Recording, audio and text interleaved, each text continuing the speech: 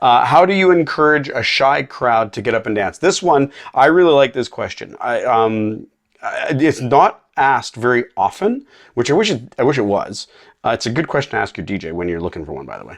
How do you encourage a shy crowd to get up and dance? Now, there's a couple of different ways that we do this. Today, I want to talk about something called the group photo. The group photo that we do, it's done for, obviously a couple of different reasons, and it's done at a specific point in the night to get the most bang for our buck. Now, what is this group photo thing that we're talking about, and what the heck does a group photo have to do with getting a shy group onto the dance floor? Well, okay, imagine this. You've just finished your meal. You've gone through 30 minutes of toasts. Maybe you've had your first dance, right?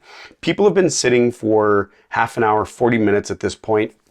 And our goal is to create instant havoc on the dance floor, or at least some energy, get people moving, get people shaking and that sort of stuff, especially after they've been sitting for that long, right? The meal is in them, it's been sitting, people are starting to saw off, right? I mean, whatever, it is what it is, right? You know what it's like when you eat a big meal and so on, right? Sometimes it just kind of, especially when it's at a wedding and you have like 4 servings. Anyway, so typically what we'll do is we'll go from toasts into thank yous, love story, first dance, and then do a group photo. Now the group photo, the whole point of the group photo is 2 things, as I alluded to a minute ago. The group photo is obviously to get a great shot of every guest that's in the house in one photo. And so you gather everybody up. So regardless of whether you're shy or really outlandish and crazy and wild, once you put these shy people in a group of other people, they're usually 99% of the time really good. You will always get 1 or 2 that prefer to sit it out, and you know what? That's totally okay too. But realistically, once they see that everybody else is up, they make their way up. So shy people, onto the dance floor.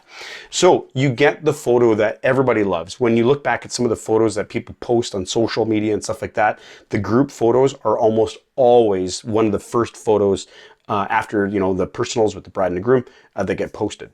Great photos, right? We do it in three shots. We do the happy pose, the everybody smile, say cheese, that sort of stuff. We do usually a thumbs up one, which is really fun. We do the pea shooters, whatever it might be. Everybody point at the bride and the groom as they make out, that sort of thing. Get that photo, so that's the second photo. And then comes the gold. During this entire picture process, getting this photo taken, from the minute your first dance ends, we have a song in a loop with a beat, just thump, thump, thump, right? Just keeping mood up, keeping the energy up. Not crazy busy, like something around 100, 110 BPM, that sort of thing. Just nice and sultry, super fun, right? So we have this loop going. We get the first photo done. We get the second photo done, and then we say, time for the party shot. Let's make it look like everybody's having a great time. Everybody hands in the air, right? And we get them, clapping, doing whatever. Meanwhile, the photographer's snapping away. Pick, pick, pick, pick, pick.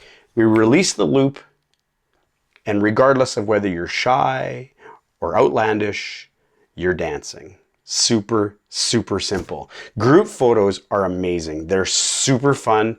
They make for great memories, and it's a little cheating way of getting the dance floor packed right out of the gate. Super fun. And then it's up to us to keep it full, right? All right, there you are. Frequently asked questions. What is your FAQ? If you have one, fire it our way. And who knows, maybe we'll talk about it right here on FAQ with Bryan. Okay, have a great one, guys.